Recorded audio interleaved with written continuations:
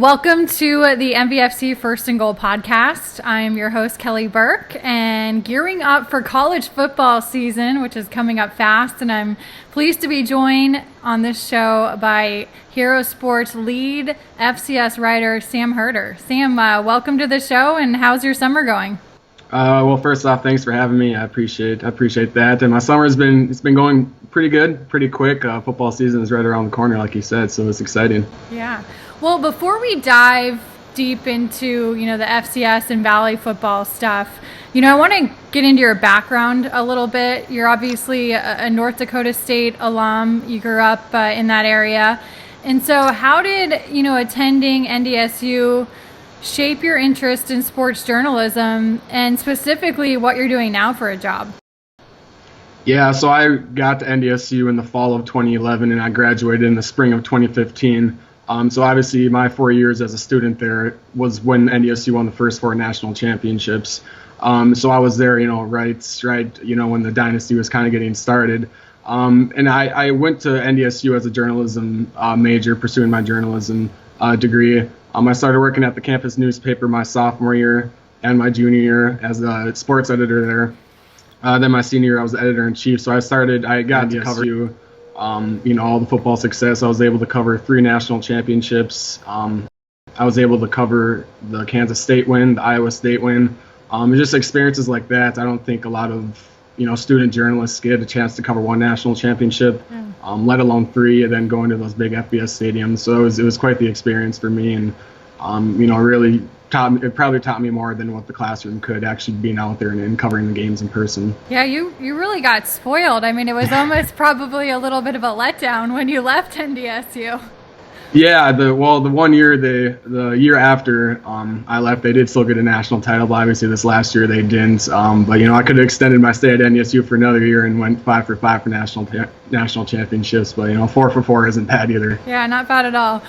Well, you are the lead FCS writer now, as I mentioned. In the past you've covered, specifically the Valley. But how did that opportunity come about? And, how does that change even the day-to-day duties that you're doing for Hero Sports? Yeah, so I started out with Hero Sports in October of 2016 when I moved to the Twin Cities and started a newspaper job here. And I reached out to them and asked if they wanted to freelancer, and that I explained my background and they wanted me to come on and cover just the Valley.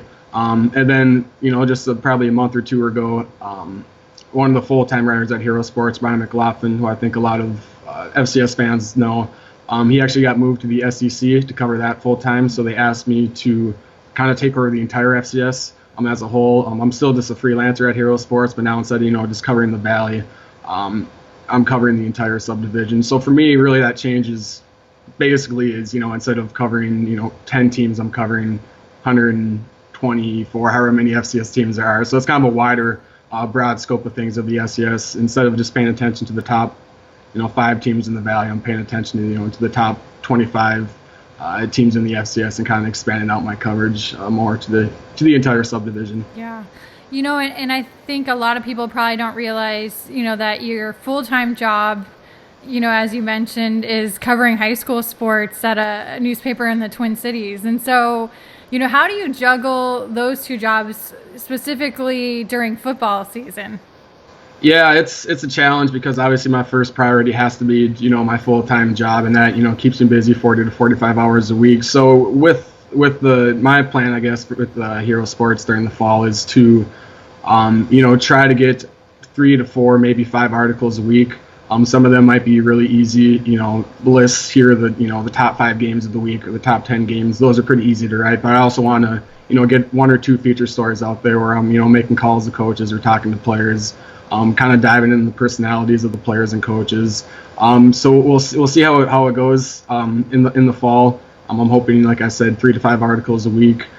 With the main focus, it'll be, kind of on the top teams, the teams with, the best fan bases. Kind of focus on those top teams because there's only, obviously so many articles I can write. I want to focus on the top 10, top 25 teams in the FCS. Yeah, that makes sense. You recently came out with an article, the top draft picks for 2018 at the FCS level, and also earlier this summer you did a whole series on the top Valley players at each position group and ranking them. And so, I'm curious, can you take me through the process of how you go about ranking those guys or ranking teams? Are you relying on film, going to games in person, coaches, scouts, what factors into all that? Yeah, so obviously whenever you're doing a list, it's obviously a little, subjective. It's some of it's for example, for the Valley teams, my starting points is looking at the all-conference list from 2016, seeing who are underclassmen, see who's coming back. I look at stats. I look at the Youngstown State running back, for example. I had Kevin McCaster. I had him as the number 2 returning running back in the Valley this coming year. And the reason I put him at number 2, his stats didn't wow you, but he really came along at the end of last year. And Youngstown State in 2016 had 2 senior running backs that had combined for 300, 400 carries. And he was their 3rd leading back. So a lot of it is, some might be stats, but like with McCaster's case, I just figured he's going to have a big year because he's going to carry the bulk of it. So that's kind of, I did stats, I did returning all conference players, and also, I do make it to a handful of games in the Fargo Dome, so I do get to watch these guys in person a little bit too. So it is a little bit of subjective at times. I also back it up with stats, and that's kind of how I form my top 5 lists. Yeah, that makes sense. When it comes to content, not only during the season, but let's take for example right now, it's the off season technically still. Are you pitching stories to Hero Sports, or are they coming to you and saying, hey, here's a concept, we want you to write a story on it? Yeah, right now they're kind of giving me free reign, which is nice. I told them at the beginning of the summer, this is kind of what I have planned.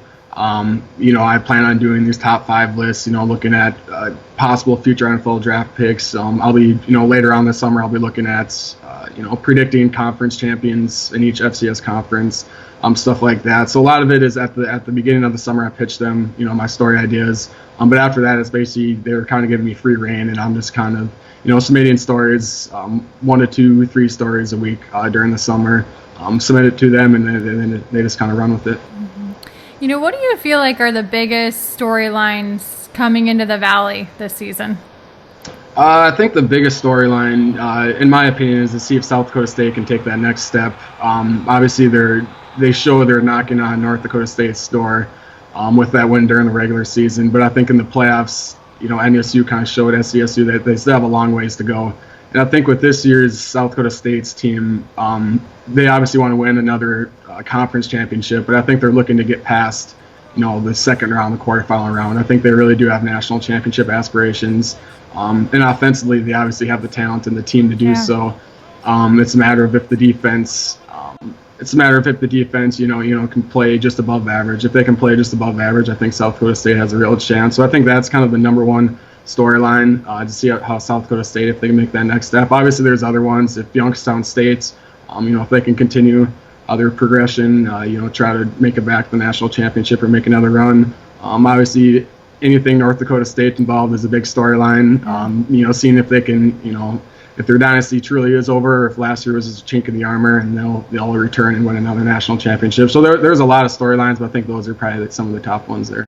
Let's talk about North Dakota State for a second, just because you're an alum and from near Fargo, about an hour away. What's the feeling you get from the fan base right now? Just obviously they had a great season by most team standards last year, but I think because everybody there got so used to winning national championships on an every year basis. What's the feeling around town? What's the expectations this year? Yeah, I don't think the expectations have lessened, any at all, or I guess maybe a little. I think fans came to the realization last year that national championships just don't happen every year. It's obviously not realistic, but when you win 5 in a row, and a lot of those wins, besides the Illinois State one, in the title games are pretty dominant performances by NDSU. So I think, it became an expectation to win national championships every year.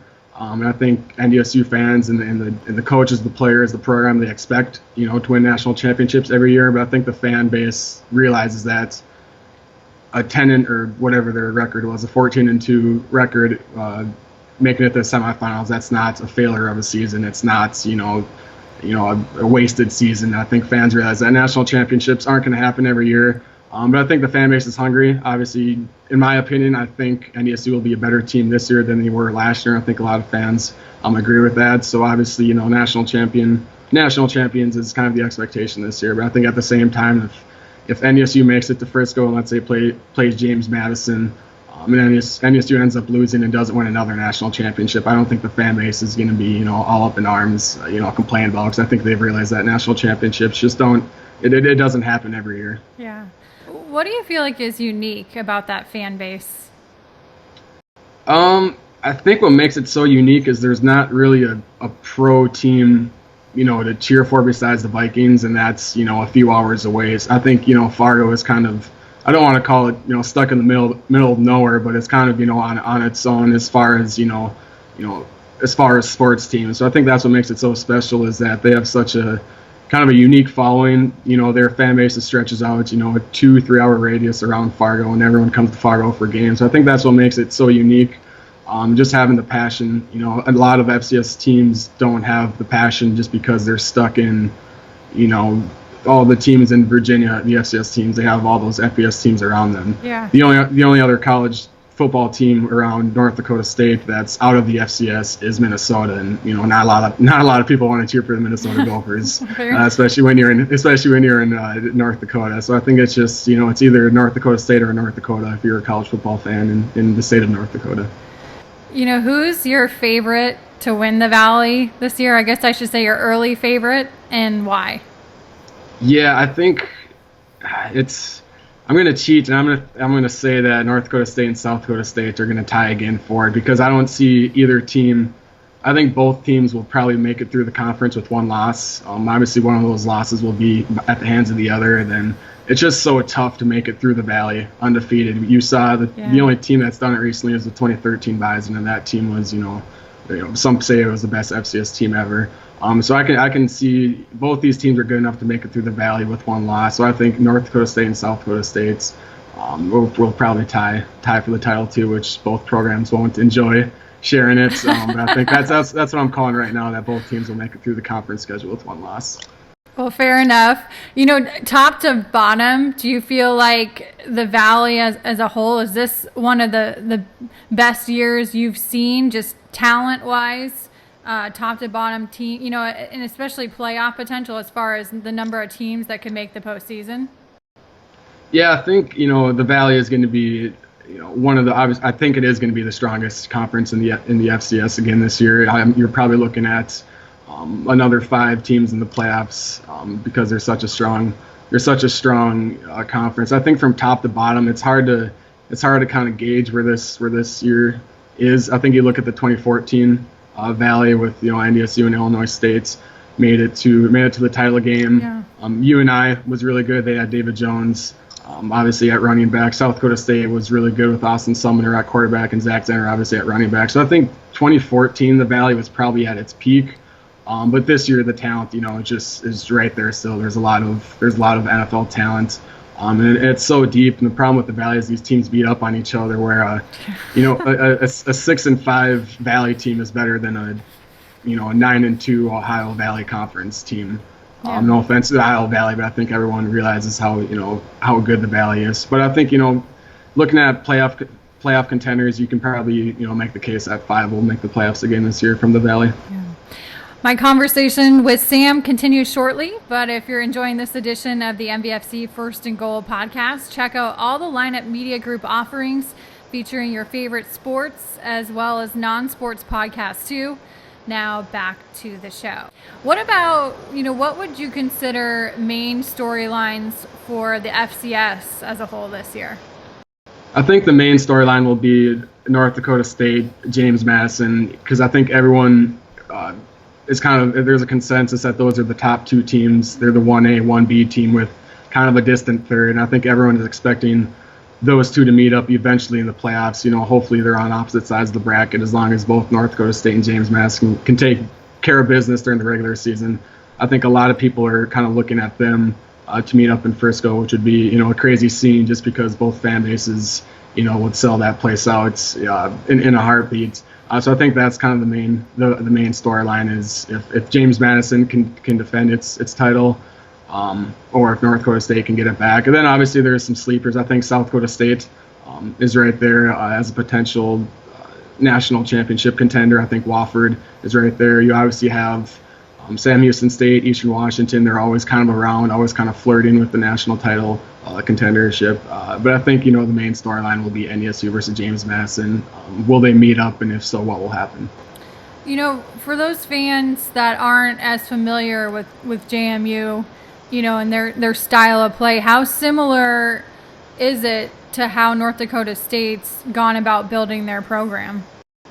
Yeah, so it's interesting. The week of the semifinals, there are a lot of stories, coming out that when Mike Houston got the job in 2016, it was his first year there at James Madison, and he told his players that we're going to build this team, we're going to build this program to beat North Dakota State. And how he did that was James Madison has always been a really good, talented team. They just weren't very physical. They wanted to air the ball out. Defensively, they weren't really physical, and Mike Houston made them a physical team. He made his offensive defensive lines really physical and basically said, if we want to beat North Dakota State, because the national title is going to go through North Dakota State, we need to get more physical. And I think James Madison was ahead of schedule, 1 year ahead of schedule. The fan base and Coach Houston probably didn't expect that, his formula would work that quick. Mm-hmm. But it worked within a year. So it's kind of scary to think about what they can do this year, next year, now that, they have a full offseason with Coach Houston. So I think really what he did was just make them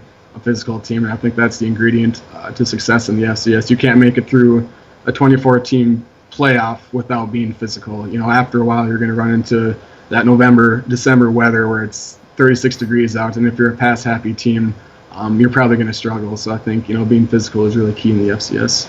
Well, that kind of leads me into my next question. In your opinion, do you feel like can you win an FCS championship without having a strong defense, and make the argument either way? Yeah, I honestly don't think you can, because we've seen how many times has Eastern Washington lost in the semifinals because they couldn't make a stop. I think it's happened, at least 2 or 3 times. And I think, after a while, especially when you get to those December games, the real football weather games, you need to have defense. After a while, you can score as many points, but if your defense is a little soft, eventually you're going to have to get a stop. And if you can't do that, you're going to struggle. And I think we've seen that with Eastern Washington, where they've scored 43 points a game, but they end up losing 49-43 just because they couldn't get that last stop, and that cost them the trip to Frisco. So I mean, is it possible to have a below average defense and still win a national championship? It's definitely possible, but you're gonna have to score obviously a lot of points, and I think after a while your struggling defense will catch up to you in a 24-team bracket. Yeah. For people that are unfamiliar with Hero Sports, and the emphasis you specifically place on smaller school sports, how would you sum up what the organization is all about and where you're going? Because you're really a website and an organization that's really on the rise. Yeah, the growth at Hero Sports has really been amazing. I've only been here since October of 2016, so I haven't been a part of it all. But I believe the website started in 2014, and has really just blew up from there as far as page numbers. And I think there's still a lot of growth. It's a website that covers basically all the sports. You can find NFL and NBA stuff on there, but kind of their thing is giving coverage to the mid-major teams, FCS, D2, D3. And when they brought Brian McLaughlin on as their full-time writer, they decided to give him the FCS beat to kind of see what he can do with it. And he did such a great job with his FCS coverage. And I think the fans, the teams, the sports information directors, the athletic directors took notice and started giving Hero Sports, a good reputation. Whenever we do our top 25 list, and let's say a team makes it, they publish that and send out a press release that says, North Dakota State #1 on Hero Sports top 25 list. So it's really grown. Now with Brian, moving on to the SEC, hopefully we can, bring on some more people to help me out with some FCS stuff. So because I think people are starting to notice it, and we're getting more and more traffic. So it's exciting to see where the future will take us with our FCS stuff. Well, especially when you consider too, the mainstream sites like an ESPN, a Fox Sports, they're really putting on the big time FBS program. So, a North Dakota State, a JMU, Valley schools, they're rarely going to get the coverage aside from like College Game Day when they come to Fargo, or maybe a TV game here and there. Exactly, yeah, and ESPN will stop by, for maybe once a game, one time during the regular season, and obviously, ESPN does all the broadcasts for the quarterfinals, semifinals, and the national title game. But as far as getting week-to-week coverage of the FCS, there's really only, Stats and Athlon, they do a great job of it. And then Hero Sports is just kind of, keep on growing. So there's really not a whole lot of outlets out there that are doing what we're doing. So I think that's why we're getting such great fan engagement, is that they appreciate the national coverage. They appreciate kind of our outlook on their teams and in the subdivision as a whole. Because there's definitely a passion in a place for national coverage of the FCS, in my opinion. I'm curious, and let's look ahead to this football season, kind of what your command center, so to say, will look like on a typical Saturday during college football season. If you're not at the Fargo Dome, or if you're not on site at a specific game, will you have multiple TVs? Will you have different devices going so you can kind of keep tabs on all the different teams? Because like you said, it's a lot more teams now that you're not doing just the Valley that you have to keep tabs on. Yeah, we'll see what my plan is. If I'm not in Fargo, which I only make a handful of games in Fargo. I have a lot of friends in Fargo, so I usually go and visit them during BASA games. But when I'm not there, it'll probably be ESPN3. Having the four corners of ESPN3 in my laptop, having it streaming on my TV as well. But there's obviously a lot of games. They all seem to start at the same time, so it'll be a lot of checking each corner of my laptop, checking scores and stuff like that, and just kind of paying attention. Like I said, paying attention to those top 10 marquee matchups of number 3 versus the number 15. Those kind of games will obviously get my attention more. What's something you feel like that FCS football could teach the FBS ranks? Well, get a bigger playoff. I think. I think the 24-team football playoff system is so special to the FCS because they crown a true national champion with the FBS with their 4-team playoff. The 5 and 6, 7 and 8 teams that get left out. You kind of have to feel for them because they play in you don't want to call it a meaningless bowl game, but it's just a bowl game. You don't really know how to gauge how the end of the season if they're not in the college football playoff. So I think that's one thing that the FBS can look at and say, look at the turnout of the FCS games, especially in the quarterfinals, semifinals. Look at Frisco. Obviously, the stadium is not near as big as like the Alabamas and stuff like that, but those games sell out as well. So I think the FBS can just look at the FCS, see what they're doing, and they don't have to extend it out to a 24-team playoff in the FBS, but extend it out to an 8-team playoffs. I think that should be their next step because the FCS is showing that it's an exciting time and a lot of people are interested in watching that bracket. Are you able to say at all some stories you're working on coming up over the next month, or kind of as the season gets started, as teams head into fall camp here in the next month or so? Yeah, so I think I mentioned that I'm going to do a piece, just predicting who the conference champions will be in each FCS conference. I'll also be doing, for example, top quarterbacks returning in each conference, kind of like what I did with the Valley, but I'll just be, choosing the best quarterback out of, each conference, best running back out of each conference, kind of et cetera like that. And as fall practices begin, trying to line up some interviews. I like to talk with, some head coaches, some assistant coaches, maybe some players. Just kind of talk to them, see how they're feeling, coming into the season, kind of do some feature stories and stuff like that. So that's kind of what I'll be doing as the season nears. And finally, long term for you, what's been the long-term dream, growing up and having an interest in sports and knowing you wanted to go into journalism in some phase? Yeah, so, ideally for me, eventually I'd like to, be a full-time, covering the FCS level or mid-major sports full-time, whether that be for, a newspaper, a magazine, or a website. That's kind of what I want to do. And at first when I was in college, I wanted to cover the big time college athletics, professional teams. But as I've kind of continued to cover NDSU in college, and then expanded out to Hero Sports and covering the whole FCS, I wouldn't mind just being a full-time writer covering the FCS. That'd be I would really enjoy that. We'll see where it takes me. I'll just keep on working my way there, and hopefully it happens sometime. Yeah, well, all the best to you. Is there anything else you want to add that I haven't asked you? I just think it's going to be a really intriguing season. Like I said, kind of the main storylines are North Dakota State versus James Madison, but I think there's a lot of sleepers out there that I mentioned, and it's going to be another intriguing FCS season, that's for sure.